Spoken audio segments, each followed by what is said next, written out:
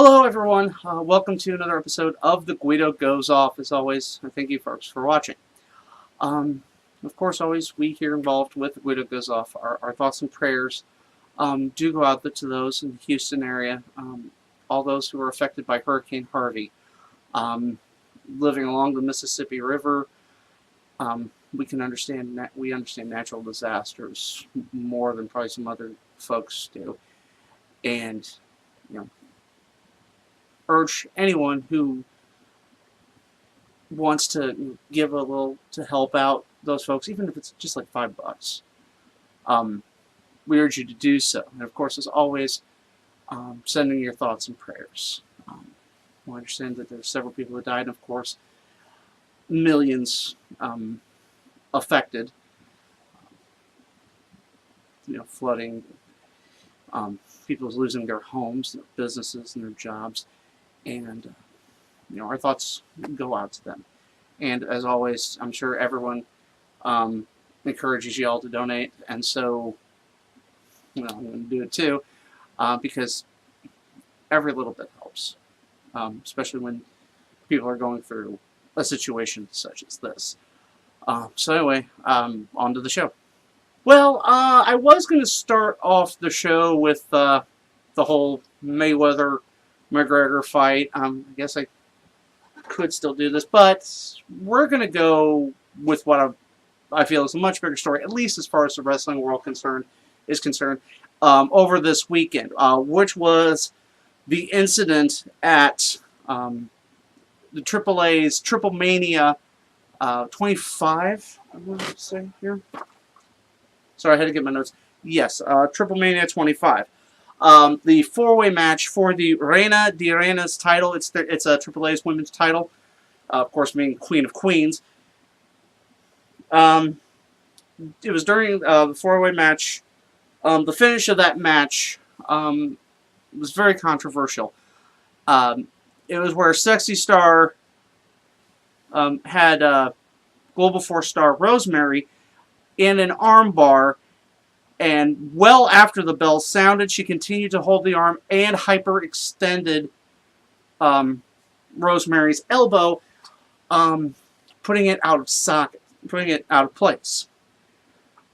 Like I said, it was held way after the bell, and honestly, it was clear to everyone who's seen it, and I've seen the video, I'm sure a lot of you out there have too. I think this was several days ago, that the action was deliberate. No one's sure what started it. There wasn't any clear backstage heat or anything to suggest any ill will of Sexy Star towards Rosemary. But it was clearly a deliberate move to injure Rosemary. After the match, Sexy Star did try to leave the arena. Actually did leave the arena. Vampiro basically hunted her down, brought her back, and made her apologize to Rosemary and to Global Force staff. Global Force did release a statement, that their apology and they were moving on, whatever. But it's clear to... in Rosemary's statement, she said she knew it was pretty much just lip service. It was basically, it's like when you're, the way she put it, to paraphrase, it was like your kid, it's like when a parent takes their kid over to somebody, like say smashing out a window, and the kid goes, "Oh, I'm sorry," lip service. It was all lip service. As of this time, there has been no action taken against Sexy Star by AAA. However, in an interesting twist of irony, WrestleCade, who had booked Sexy Star for their upcoming event, announced that after this incident, they were canceling her. And like I said, in a bitter twist of irony, she was replaced by Rosemary. Now, Rosemary has received a lot of outpouring of support from wrestlers and people involved in the wrestling business, from all over. people from Global Force, other AAA wrestlers, WWE women and men, and even even Joey Ryan. I thought that was interesting the way he did it. It was basically the consensus is this: when you're a wrestler and you're working with other wrestlers, you are essentially putting your body in the hands of others. You know, there's a major aspect of trust in that. And Sexy Star violated that trust. It was clear her intention was, for reasons probably known only to her, to hurt Rosemary, because this was an armbar, which, in the grander scheme of things, is a relatively safe wrestling move. So, the fact that she hurt Rosemary, it was 100% intentional. She meant to hurt her. She did so. I'm not really seeing how long she'll be. Rosemary will be out, if very long at all. But like I said, there's no place for that in professional wrestling. And if you think that's right, there's no place for you. I actually retracted a statement or a tweet, one of my kind of joke tweets when I was watching Lucha Underground, when they were saying that, you know, Sexy Star was the worst champion in wrestling. You know, I had said, have you met Jinder Mahal? Well, like I said, I retracted that statement, and the simple reason is Jinder Mahal has never intentionally hurt anybody. Jinder Mahal is a professional wrestler. I may not have the highest opinion of his station, but I don't know him as a human being, and as of now, he hasn't intentionally hurt anyone in the business. Sexy Star did. And like I said, if you think there's a place in wrestling to take out your aggressions on someone else's body in that manner, then as far as professional wrestling goes, there is no place for you. Okay, going back to the other big issue of the weekend, that being the most anticipated boxing match in history, and that was the fight between Floyd Mayweather and Conor McGregor. Of course, Conor McGregor, well known for MMA, stepping out of his comfort zone, stepping into a boxing ring, and, well, it went about as everybody thought it was going to. But in the grander scheme of things, okay, my personal feelings towards participants in this aside. It was a good fight. It was a clean fight. A lot of people thought that McGregor would get himself disqualified, resorting to his MMA tactics. He didn't. In fact, it was very interesting because clearly he had McGregor won the first 3 rounds, at least according to the judges' scorecards. And then, the fourth could be arguable, but then after that, Mayweather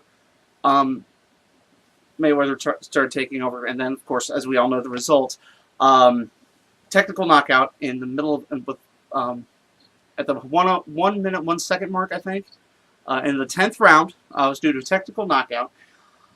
Mayweather wins. Now, like I said, excuse me. I mean, I think the high point of Mayweather's game plan went to fruition, and that was not to beat up McGregor, but to outlast him. As we all know, the maximum limit for a mixed martial arts match, given today's MMA rules, is 25 minutes. So he was at 27 minutes. And like I said, and these are set for title matches and main event matches, is the 25-minute mark. and I'm not going to lie.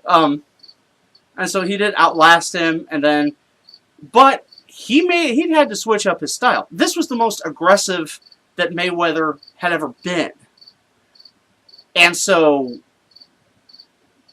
for McGregor to make him change his strategy mid-fight and have to become more aggressive in the match, kudos to him. Again, like I said, he has Floyd won, and is according to the Nevada Athletic Commission wins the winner's share of the prize money to the tune of $100 million. Conor with the loser's share, not too shabby, $30 million. Now these could triple by the time the pay-per-view buys were tabulated. But like once again, now it brings Mayweather to 50-0, undefeated in his professional career. It actually surpasses the mark of 49-0 set by Rocky Marciano. And but like I said, McGregor had nothing to hang his head about. He actually, if you go to Mayweather's last fight against Pacquiao, McGregor landed more punches than Pacquiao did. I think it was 110. He landed 110 out of 438 thrown, as opposed to 71 that were landed by Manny Pacquiao. And Manny Pacquiao is a professional boxer, has done this for most of his life. This, for all I know, is the first time that McGregor has boxed professionally. So again, a very good showing for him. And we all know it would be a lot, probably roles would be reversed if this had been an MMA match. So it's over, it's done. I think we had a good fight. Listening to Morrow call it was awesome. Man, I wish I could make that kind of money for like a half hour's worth of work. Who do I talk to about that? Because, I mean, honestly, I'll take a punch in the face for $30 million. I'm in the wrong line of work. Okay, now the third thing I want to talk about today, the NXT women's title picture. There's a lot of speculation as to what's going to happen now that Asuka has relinquished the title. One of the big things that has been thrown out there is that the winner of the Mae Young Classic, which has just started airing, and if you want me to talk about it in the comments, I'm open to it if you guys want to hear my take on the Mae Young Classic. That the possibility of the winner of that tournament becoming the new NXT Women's Champion.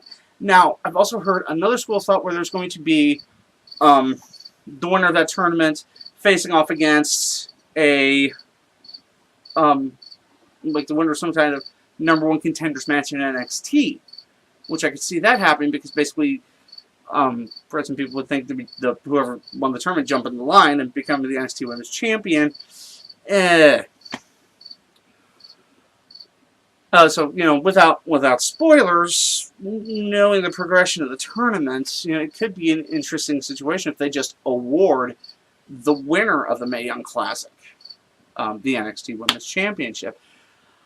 But like I said, I think they do something at least with the winner getting an opportunity, not just getting it outright.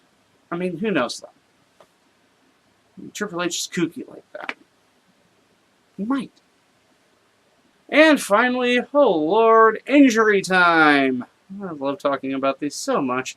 But at least, in the case of some of these injuries, there is good news. Unfortunately, the news isn't good for Big Cass. He is, after having successful surgery to repair his ACL, as per usually the healing time for these injuries, he'll most likely be out 6 to 9 months.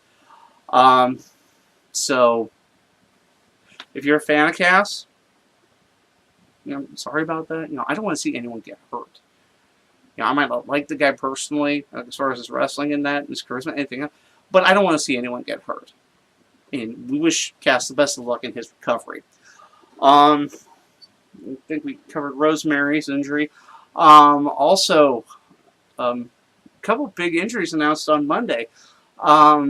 Actually, and there's good news in these cases. It was announced on Monday that both Samoa Joe and the New Day's Xavier Woods were injured.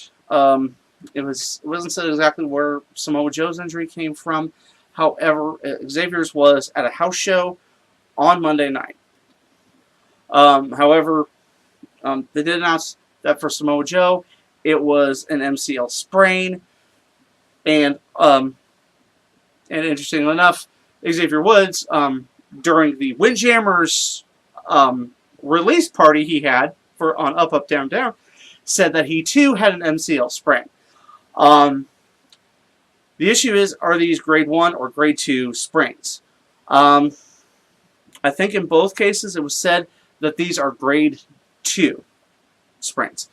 In that case, you're talking a 2 to 4 week recovery. So only being out a month, I'd say that's a good thing. Now, of course, Xavier, he can be covered because, you know, the New Day has 2 other members. So, yay there. But it kind of sucks for Samoa Joe because he was finally getting on a roll on Raw. As we know, he's still in the thick of the Universal title picture, clearly on the top tier as far as Raw's pecking order. And it's a shame that this happens. I mean, it's great that it's not for so long, but it still sucks that it happened at this time. But of course, all these injuries suck, and we hope these guys and girls get better, get healed up. You know, don't rush things, and because we want to see it back, but as always, we want to see it healthy. And also another update: Tommaso Ciampa, who has apparently gone under 3 different surgeries in the past few weeks. Got an update on his status. It looks like we probably won't see Ciampa until like March or April of next year, which is unfortunate because Ciampa's very talented, and we could have finally gotten the Gargano-Ciampa feud out of the way. Because I'm looking forward to that. You guys looking forward to that? I know I am. Because that's awesome. Well, that's going to do it for this episode of The Guido Goes Off. As always, thank you folks for watching. Thank you to the new subscriber. And if there are any of you out there who haven't subscribed to the show, now's your chance to get in on the ground floor. You know, I always welcome subscribers. Of course, like the video, share it with your friends. Share it with your mom. I'm sure she'll appreciate our take on professional wrestling here. But now that the like, share, subscribe is out of the way, what do you think? What did you think of the topics I covered on this episode? As always, feel free to drop a line in the comment section below. And of course, you can always talk to me via my social media. Okay, I did the like, share, subscribe thing. Okay, making sure. Well, in that case, I'm the Guido, and I think we're done here.